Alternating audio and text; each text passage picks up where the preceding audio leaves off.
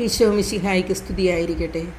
സ്നേഹമുള്ളവരെ, വിശുദ്ധമായ വലിയ നോയമ്പ് 33-ാം ദിവസമായ ഇന്ന് എന്നോടൊത്ത് സങ്കീർത്തനങ്ങളിലൂടെ ദൈവത്തെ മഹത്വപ്പെടുത്തുവാനായി ആയിരിക്കുന്ന നിങ്ങളെ ഏവരെയും ദൈവനാമത്തിൽ ഞാൻ സ്വാഗതം ചെയ്യുന്നു.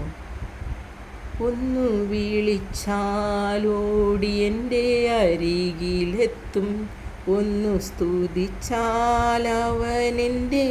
മനം തുറക്കും, ഒന്നു കരഞ്ഞാലോ മനിച്ചൻ മിഴി തുടയ്ക്കും. ഓ എത്ര നല്ല സ്നേഹമെൻ്റെ ഈശോ, ഓ എത്ര നല്ല സ്നേഹമെൻ്റെ ഈശോ. സ്നേഹമുള്ളവരെ, സങ്കീർത്തനങ്ങൾ 96:3 നമ്മെ പഠിപ്പിക്കുന്നത്, ജനതകളുടെ ഇടയിൽ അവിടുത്തെ മഹത്വം പ്രഘോഷിക്കുവിൻ, ജനപദങ്ങളുടെ ഇടയിൽ അവിടുത്തെ അത്ഭുത പ്രവൃത്തികൾ വർണ്ണിക്കുവിൻ.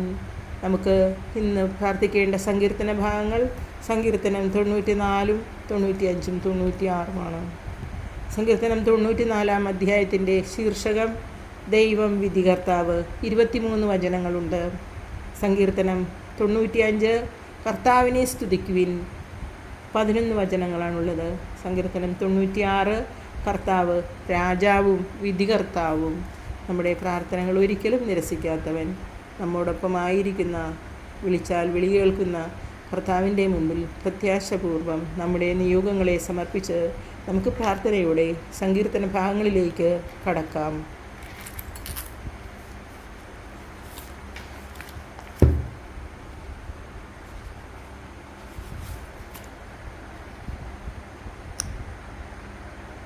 സങ്കീർത്തനം 94 ദൈവം വിധികർത്താവ്. പ്രതികാരത്തിൻ്റെ ദൈവമായ കർത്താവേ, പ്രതികാരത്തിൻ്റെ ദൈവമേ, പ്രത്യക്ഷനാകണമേ. ഭൂമിയെ വിധിക്കണമേ, വിധിക്കുന്നവനെ എഴുന്നേൽക്കണമേ. അഹങ്കാരികൾക്ക് അർഹമായ ശിക്ഷ നൽകണമേ. കർത്താവേ, ദുഷ്ടന്മാർ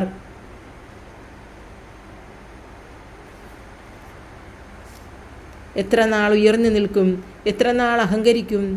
അവർ ഗർഭിഷ്ഠമായ വാക്കുകൾ ചൊരിയുന്നു, ദുഷ്കർമ്മികൾ വൻപ് പറയുന്നു. കർത്താവെ, അവർ അങ്ങയുടെ ജനത്തെ ഞെരുക്കുന്നു, അങ്ങയുടെ അവകാശത്തെ പീഡിപ്പിക്കുന്നു. അവർ വിധവയെയും വിദേശിയെയും വധിക്കുന്നു, അനാഥരെ കൊന്നുകളയുന്നു. കർത്താവ് കാണുന്നില്ല, യാക്കോബിൻ്റെ ദൈവം ഗ്രഹിക്കുന്നില്ല എന്ന് അവർ പറയുന്നു. പടുവിഡ്ഢികളെ അറിഞ്ഞുകൊള്ളുവിൻ. ഭോഷരെ, നിങ്ങൾക്ക് എന്ന് വിവേകം വരും? ചെവി നൽകിയവൻ കേൾക്കുന്നില്ലെന്നോ? കണ്ണ് നൽകിയവൻ കാണുന്നില്ലെന്നോ? ജനതകളെ ശിക്ഷിക്കുന്നവന് നിങ്ങളെ ശിക്ഷിക്കാൻ കഴിയുകയില്ലെന്നോ? അറിവ് കൊടുക്കുന്നവന്, അറിവ് പകരുന്നവന് അറിവില്ലെന്നോ? കർത്താവ് മനുഷ്യരുടെ വിചാരങ്ങൾ അറിയുന്നു, അവർ ഒരു ശ്വാസം മാത്രം. കർത്താവെ, അവിടുന്ന് ശിക്ഷിക്കുകയും നിയമം പഠിപ്പിക്കുകയും ചെയ്യുന്നവൻ ഭാഗ്യവാൻ. അവിടുന്ന് അവന് കഷ്ടകാലങ്ങളിൽ വിശ്രമം നൽകുന്നു. ദുഷ്ടനെ പിടികൂടാൻ കുഴികുഴിക്കുന്നത് വരെ കർത്താവ് തൻ്റെ ജനത്തെ പരിത്യജിക്കുകയില്ല. അവിടുന്ന് തൻ്റെ അവകാശത്തെ ഉപേക്ഷിക്കുകയുമില്ല. പരമാർത്ഥ ഹൃദയമുള്ളവർ അത് മാനിക്കും. എനിക്ക് വേണ്ടി ദുഷ്ടർക്കെതിരായി എഴുന്നേൽക്കും. എനിക്ക് വേണ്ടി ദുഷ്കർമ്മികളോട് എതിർത്ത് നിൽക്കും. കർത്താവ് എന്നെ സഹായിച്ചിരുന്നുവെങ്കിൽ, കർത്താവിനെ സഹായിച്ചിരുന്നില്ലെങ്കിൽ എൻ്റെ പ്രാണൻ പണ്ടേ മൂകതയുടെ ദേശത്തെത്തുമായിരുന്നു. എൻ്റെ കാൽ വഴുതുന്നു എന്ന് ഞാൻ വിചാരിച്ചപ്പോഴേക്കും കർത്താവെ, അങ്ങയുടെ കാരുണ്യം എന്നെ താങ്ങി നിർത്തി.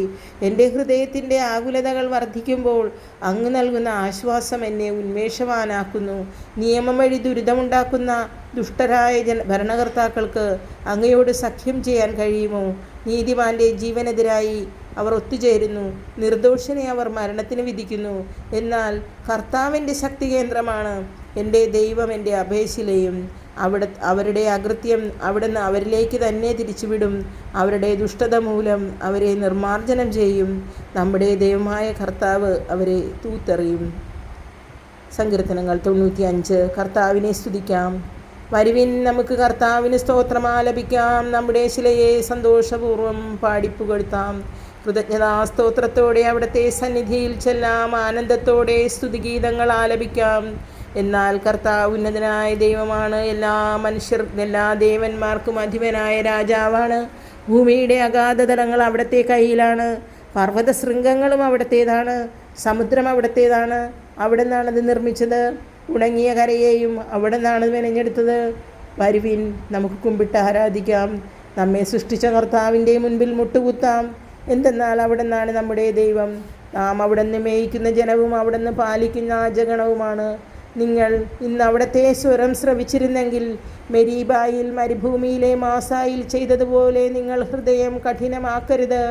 അന്ന് നിങ്ങളുടെ പിതാക്കന്മാർ എന്നെ പരീക്ഷിച്ചു, എൻ്റെ പ്രവൃത്തി കണ്ടിട്ടും അവർ എന്നെ പരീക്ഷിച്ചു. 40 സംവത്സരം ആ തലമുറയോട് എനിക്ക് നീരസം തോന്നി. വഴിപിഴയ്ക്കുന്ന ഹൃദയത്തോടു കൂടിയ ജനമാണിത്. എൻ്റെ വഴികളെ അവർ ആദരിക്കുന്നില്ല എന്ന് ഞാൻ പറഞ്ഞു. അവർ എൻ്റെ സ്വസ്ഥതയിൽ പ്രവേശിക്കുകയില്ലെന്ന് കോപത്തോടെ ഞാൻ ശപഥം ചെയ്തു. 96 സങ്കീർത്തനം. കർത്താവ് രാജാവും വിധികർത്താവും.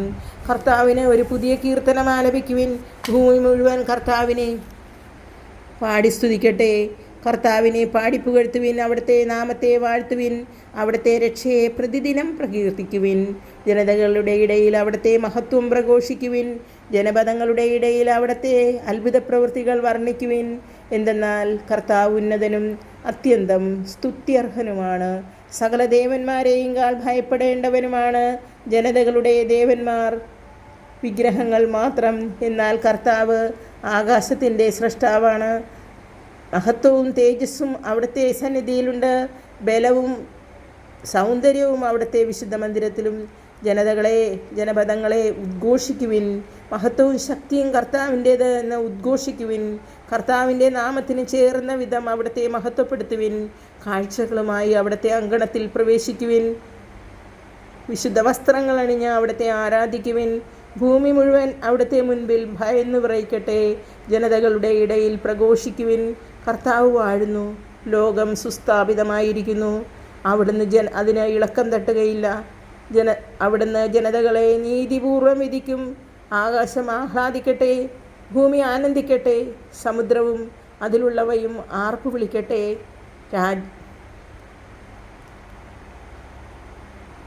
വയലും അതിലുള്ളവയും ആഹ്ലാദിക്കട്ടെ. അപ്പോൾ കർത്താവിൻ്റെ സന്നിധിയിൽ വനവൃക്ഷങ്ങൾ ആനന്ദഗീതമുതിർക്കും. എന്തെന്നാൽ അവിടുന്ന് വരുന്നു. അവിടുന്ന് ഭൂമിയെ വിധിക്കാൻ വരുന്നു. അവിടുത്തെ ലോകത്തെ നീതിയോടും ജനതകളെ സത്യത്തോടും കൂടെ വിധിക്കും. കർത്താവിൻ്റെ വചനം. ദൈവത്തിന് നന്ദി. സ്നേഹമുള്ളവരെ, ഈ നിമിഷങ്ങൾ അത്രയും എന്നോടൊപ്പമായിരുന്നുകൊണ്ട് നമ്മൾ സങ്കീർത്തനങ്ങളിലൂടെ ദൈവത്തെ മഹത്വപ്പെടുത്തുകയായിരുന്നു. നിങ്ങൾക്ക് ഏവർക്കും ഞാൻ ദൈവനാമത്തിൽ നന്ദി പറയുന്നു. ദൈവം നിങ്ങളെ ഓരോരുത്തരെയും സംരക്ഷിക്കട്ടെ, കാത്തു സൂക്ഷിക്കട്ടെ. അവിടുത്തെ ചിറകിനടിയിൽ നമുക്ക് വിശ്രമിക്കാം. കർത്താവ് നമ്മുടെ ദൈവമാണ്. നമുക്ക് അവിടുത്തെ പ്രത്യാശപൂർവ്വം ആയിരിക്കാം. അടുത്ത ദിവസം നമുക്ക് വീണ്ടും സങ്കീർത്തനങ്ങളിലൂടെ ദൈവത്തെ മഹത്വപ്പെടുത്തുവാനായിട്ട് വിശുദ്ധമായി നോയമ്പ് കാണും. എന്നോടൊപ്പമായിരിക്കണമെന്ന് ഞാൻ നിങ്ങളോട് ഉപേക്ഷിക്കുകയാണ്. പിന്നെ ഒരു കാര്യം എനിക്ക് നിങ്ങളോട് ആവശ്യപ്പെടുവാനുള്ളത്, നിങ്ങൾക്ക് എൻ്റെ ഈ പ്രാർത്ഥന ഇതിൽ എന്തെങ്കിലും കുറവുകളുണ്ടെങ്കിൽ നിങ്ങൾക്ക് എന്നെ അത് അറിയിക്കാവുന്നതാണ്. കമൻറ്റ് ചെയ്യുകയോ എന്തെങ്കിലും ചെയ്തുകൊണ്ട് എന്നെ നിങ്ങൾക്ക് അറിയിക്കുന്നു. പിന്നെ നിങ്ങളൊരു സുവിശേഷ പ്രവർത്തനം എന്ന രീതിയിൽ ചെയ്യേണ്ടത്, ഈ വചനം നിങ്ങൾ മറ്റുള്ളവരിലേക്ക് കൂടി എത്തിച്ചു കൊടുക്കുവാനായിട്ട് സാധിക്കുന്നവർ അതിനു വേണ്ടി ചെയ്യണം.